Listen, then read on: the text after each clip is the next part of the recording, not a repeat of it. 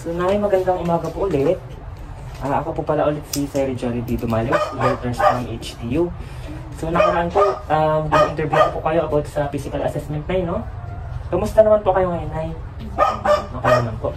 Pwede ko po ba matignan yung sugat niyo, Nay? So yung sugat niyo po, Nay, gumaling na rin po. Napacheck up niyo na po ito? Kaya na pero hindi na ako nagpalit.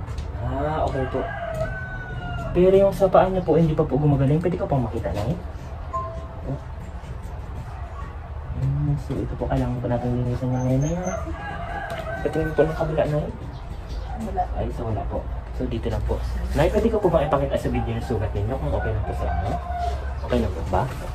Sige po.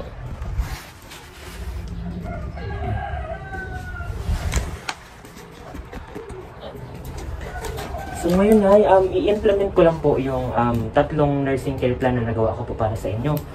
So yung una po, meron po tayong para po sa sugat po ninyo. Tapos yung pangalawa naman po, para po sa inyong memory. Tapos yung pangatlo po, para po sa inyong comfort needs. So dito po sa una, yung intervention po na naisip ko is, unang-una po is lilinisin ko po yung sugat ninyo. Okay lang po ba yun? Lilinisin ko yung sugat ninyo, Nay? Okay lang po. Sige, Nay. Okay, Nay. Sige, Nay. Mag-start na po tayo, Nay. Linisin ko po yung sugat ninyo.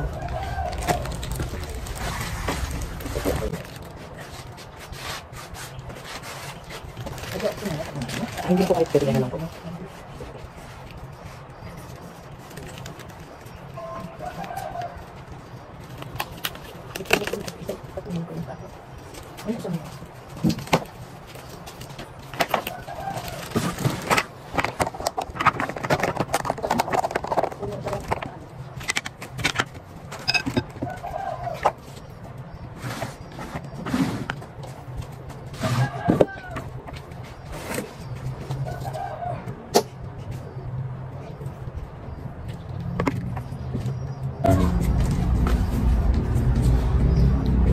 Nay, sundan natin, Nay.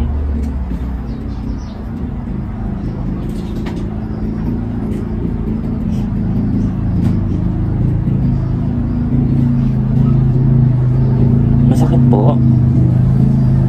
Hindi naman po. Hindi na rin masyadong magkalat mo.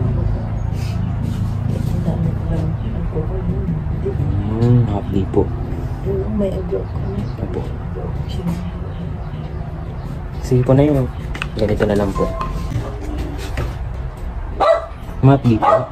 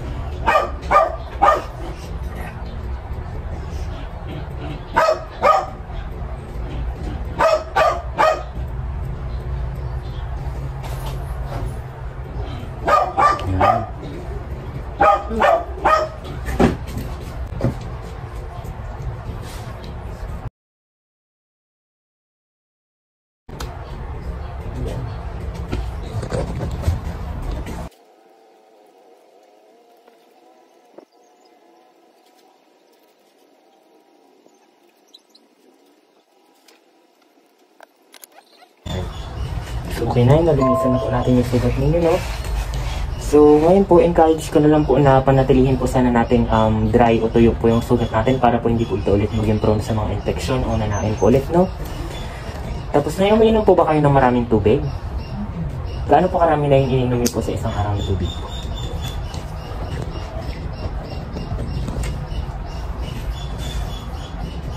Ilang baso po, Nay? Kagaya po, 5 baso. 5 baso po sa isang araw. Maghapon na po yun.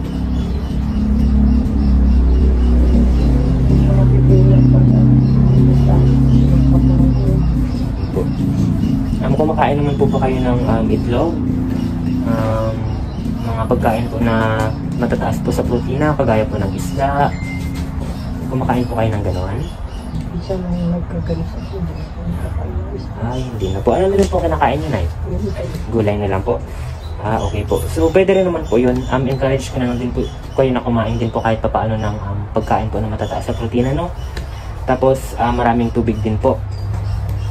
So, okay po. Nakakaya niyo pa po bang linisin po mag-isang sugat ninyo, Nay? O kailangan niyo po ng ibang tao po yung maglinis ng sugat po ninyo? Minsan ko lang siya mahalpul. Tapos, kasi kaya kasi sige po. So, kung hindi niyo po, kung may, minsan po ay hindi niyo po makakaya na linisin po yung sugat niyo, magpatulong na lang po kayo na sa mga kasama niyo sa bahay, ha? Para po hindi na po kayo mahirapan po magyoko-yoko. So, importante rin po kasi na linisin po natin yung sugat natin para po hindi po ito lumala, no? At hindi po nanain. Okay po ba yun? Okay po. Yan. So, gaya po ng nakaraan po, nung unang punta ko po sa inyo, in-encourage ko po kayo na ipa-check up po yung sugat ninyo. And ngayon po, since napa-check up niyo po siya, yung sugat niyo po dito, nag-okay-okay na po, no? Yan. Tingnan nga po. Okay na po, wala na po yung mga sugat po ninyo, no? Yung sa paa nyo na lang po yung ano. Bakit po ito lumala na yung sa paa po ninyo na sugat? Kasi kamot ko. Kinakamot niyo po. Okay po. Pagkamot susugat pagkamot ko. Yun, katas-katas. So, encourage ko na lang po kayo na huwag po natin sana itong kamutin para po hindi na po siya lumala po o ma-irritate po yung balat ninyo, Nay, no? Okay lang po ba doon? Okay lang po. Sige, Nay. So, ngayon, Nay, may nanda po ako na isang nursing diagnosis po sa inyo na impaired-related alteration in cognition as evidenced by time disorientation. Bali, nung nakaraan po kasi, nung unang punta ko po dito, nung in-assess ko po kayo, hindi nyo po matandaan kung ano po yung date. So, ngayon po, sana yung intervention po na naisip ko is maglagay po ng kalendaryo at orasan sa may dingding po ninyo. Since mayroon na rin naman pong kalendaryo na nakadikit po dito sa ating pinto, orasan na lang po. Pero, kaya nyo po buwang tumingin po ng oras? Hindi rin po kayo nalilito sa orasan? Saan po kayo tumitingin na ng oras po? Sa cellphone nyo lang po. Ay, marunong din po kayo mag-cellphone. Marunong po kayo. So, okay po. So, i-check ko na lang po itong kalendaryo na yun. Yan. Okay po. Yan. So, dito naman po na sa maintain a pleasant atmosphere by providing adequate auditory, visual, and cognitive stimulation po. So, since meron naman po kayong TV nung pagkarating ko po, nanonood po kayo ng TV, so hindi naman po kayo disoriented po, no? So, okay naman po. Okay. Yan. So, Ma'am Olivia, pwede ko po kayong makausap, Ma'am? Yan. Dito po kayo, Ma'am. So, yan. Yan. So, Ma'am, nung unang punta ko po kasi dito nakaraan, sabi po ni Nanay Esther, medyo nalulungkot po siya. Ganun po kasi po minsan po siya lang daw po mag-isa dito. So, naisip ko po sa dependent nursing intervention ko, i-encourage ko po sana kayo, yung mga family members po na kasama niya po dito sa bahay na kausapin po palagi si Nanay. Since tumatanda na po kasi si Nanay, may mga tendency po na mabilis na po magbago yung mood nila, mabilis po sila maging malungkot at maging masaya po. So, yung mga ways po para makipag-socialize tayo kay Nanay, mag-provide po tayo sa kanya ng mga balita about sa mga family members po natin na wala po dito sa bahay po natin ngayon. For example po, yung mga anak po ni Nanay Esther po na nasa ibang lugar po. I-encourage lang po natin sila na kausapin din po si Nanay kahit gamit lang po sa gadget or sa cellphone niya po. Para naman po, hindi naman po malungkot si Nanay. No? Okay lang po ba yun? Oo, okay. Okay lang po. Yan. Tapos, in-encourage ko rin po dito po sa may interdependent nursing action ko po na i-guide po natin si Nanay sa paggamit ng cellphones, ng gadgets, ng TV o pagbabasa po ng libro para po sana yung memory po ni Nanay ay kahit na tumatanda po siya ay tumalas pa rin po. Okay lang po ba yun? Okay lang. Okay lang po. Sige po, thank you po. Okay, salamat din. So, Nay, dito na po tayo sa huli natin ng nursing diagnosis. So, meron pa akong na-prepare na impaired comfort related to loss of support system as evidenced by verbalization of unstable support system. Okay po. Yan. So, bago po ba ako nag-start ng paglilinis po ng sugat po ninyo, Nay, na-explain ko naman po ba kung para po saan po yung paglilinis po ng sugat ninyo? Para saan po yung paglilinis ng sugat, Nay, kung natatandaan niyo po? Para hindi magmana. Para hindi po magmana. Yan, okay po. So, nilagay ko po kasi dito sa nursing intervention ko na i-explain ko po sa inyo yung mga procedure po na gagawin ko po sa inyo bago po tayo mag-start, no? So, na-explain ko naman po kanina kung gaano po ka-importante na linisin po natin yung sugat ninyo, no? So, okay po, tapos na po tayo doon. Yan. Na-stress naman po ba kayo dito sa bahay, Nay? Hindi naman po. Sa ingay po ng aso? Yun po. Na-stress po kayo sa ingay ng aso. Ano po kayo yung pwede natin gawin sa may aso po? Siguro po, pag may tao lang po sila maingay. Okay po. So, pwede naman po natin sigurong ilayo po medyo yung aso po dito kung saan po kayo natutulog para po hindi po kayo maistorbo kapag nagpapahinga po kayo, no? Yan. Okay po. Sa ilaw naman po, Nay, kapag natutulog po kayo, hindi naman po kayo naiistorbo? Sa liwanag po, hindi naman po. Pinapatay ko ng Okay po. So, sa ingay lang po kayo ng aso po, medyo na-stress po, Nay, no? Okay po. So, Nay, may mga na-prepare po ako na gamit para po panglinis po ng sugat ninyo kung wala po ako dito sa kung hindi ko po kayo mabibisita na pwede ko pong iwan sa inyo o sa mga kasama niyo po sa bahay para po mapanatili po natin na malinis po yung sugat natin at hindi pa po ito lumala, no? Okay po. So, ito po yung mga gamit lang. So, pwede po natin ito magamit. Sabon po ito, Nay. Panghugas po ng ating sugat. Tapos, meron din po tayong alcohol, betadine, tapos, hydrogen peroxide po, panlinis po ng ating sugat, Nay, no? Okay po ba yun? So, kamusta naman kayo ngayong araw, Nay? Okay din. Okay naman po. Hindi na po kayo gaano nakakalakad. Ano pong palagay niyo po sa sugat niyo na ngayon po ay gumaling na po ito? Ano pong nararamdaman niyo po kung gumaling na po yung sugat ninyo, Nay? Yun sa kamay po ninyo na po. Okay na po. Naging masaya naman po kayo nung gumaling na po yung sugat ninyo? Hindi na makati. Hindi na po kayo na i-istorbo po kapag matutulog po kayo. Sige po kayo kakamot, no? Bali yung sa paa nyo na lang po. Yung nahihirapan po kayo ngayon.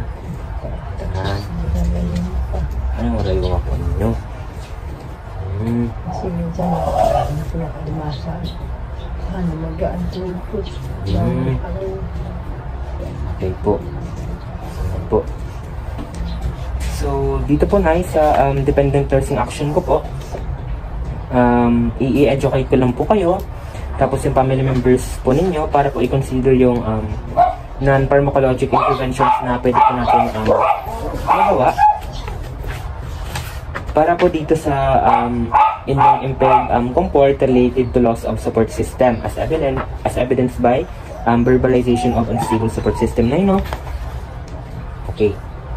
So, Ma'am Olivia, pwede ko po ba kayo ulit makausap, Ma'am?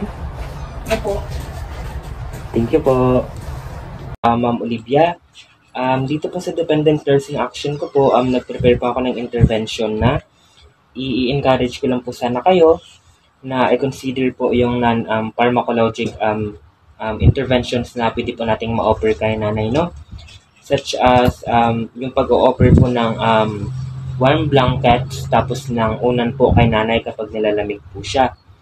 Tapos kung hindi po hindi na po kaya ni nanay magbasa ng aklat po o ng libro, pwede po natin siyang i-guide para po yung memory niya po ay tumalas pa po kahit tumatanda na po siya. Okay lang po ba yan? Okay po. Okay lang po ba yan? Sige po.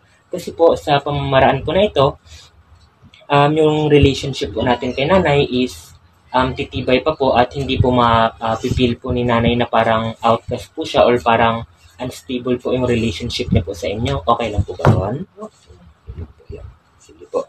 So, yun lang naman po ma'am sa may dependent nursing action po. Dito naman po sa may interdependent, ini-encourage ko lang po sana yung family visitation po. Ilan po kayo magkakapatid na, ma'am? 4 kami lahat. Okay, lahat. Nabibisita naman po ba si Nanay Esther ng iba niya pong mga anak? Opo, pumupunta rin dito. Ay, so mabuti naman po yung relationship niya po sa mga anak niya po. Okay po. So, importante rin po kasi yun para naman po yung emotional stability po ni nanay ay hindi po bumaba, no? Importante rin po kasi na binibisita po siya ng kanyang mga anak para po hindi naman po maging malungkot si nanay at hindi niya po ma-feel na parang nag-iisa lang po siya. Wala po ba yun? Tumatawag din po yung Yung mga anak anak po. So, okay naman Kasi po, ako- mabuti naman po. Opo. So, yun lang naman po. Thank you po sa kooperasyon ninyo. Thank you po. Thank you din po.